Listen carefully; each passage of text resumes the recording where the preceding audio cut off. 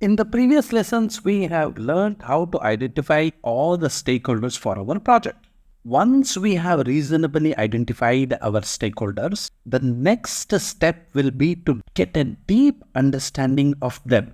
Without this deep understanding of our stakeholders, we will not know how to serve their interests best, and neither can they help our project effectively. There are several analysis tools for stakeholders. In this important lesson, we will learn 3 simple and most powerful mapping tools which are mentioned in the PMP ECO document.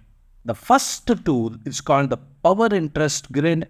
The second is called the influence analysis, and the third is called as the impact analysis.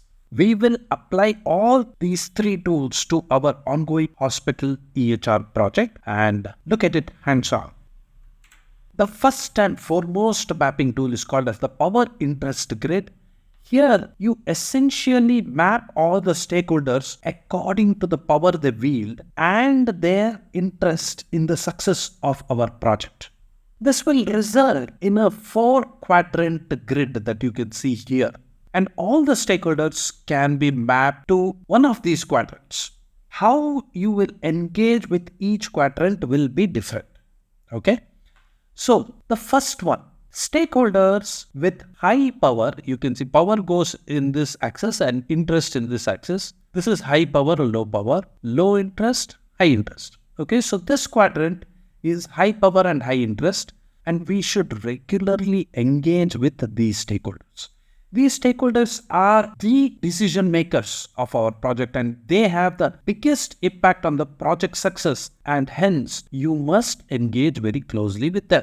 And some examples of this quadrant are the hospital executive leadership staff, for example the CEO, CFO, CTO and so on. And your clinical staff also, that is the senior doctors and nurses and so on. Okay. Next comes stakeholders with high power and low interest. Okay, so this quadrant.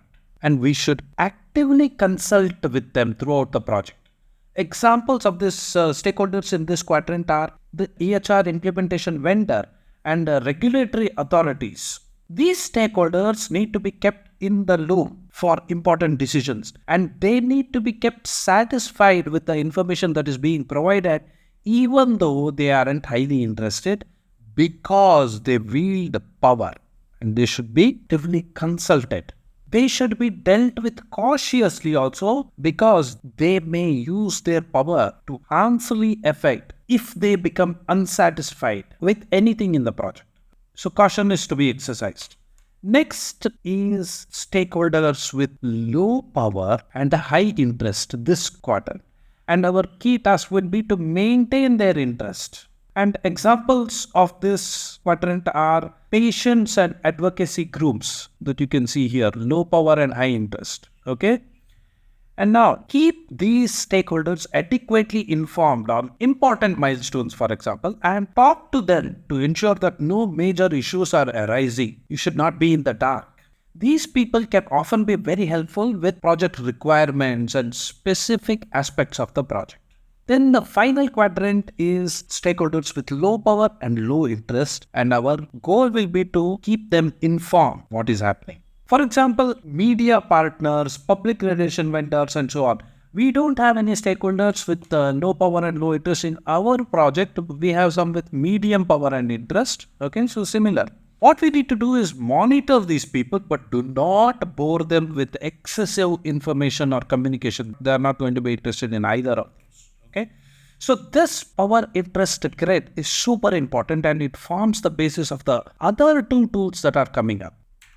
The next tool is an influence analysis mapping. It is a straightforward investigation of the influence of each stakeholder. This influence can be because of different reasons. For example, hospital executive leadership has influence over your resource allocation. Without their blessing, you cannot get any resources. Okay? This influence can be because of different reasons, their corporate position or their special experience or knowledge, their political connections, or their control of the resources that you require for your project. Now, this table is pretty self-explanatory, and I will not go through each one of these. And you should pause and go through this table. And The final tool in this lesson that we will study is called the impact analysis.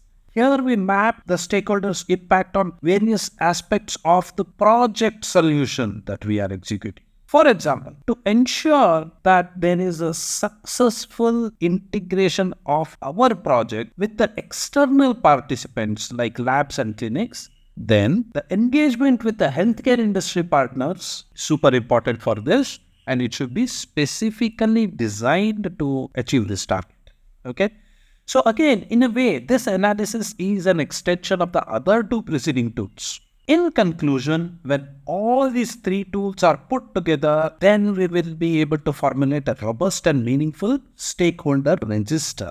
And that is what we will see in the next lesson. So I will see you there.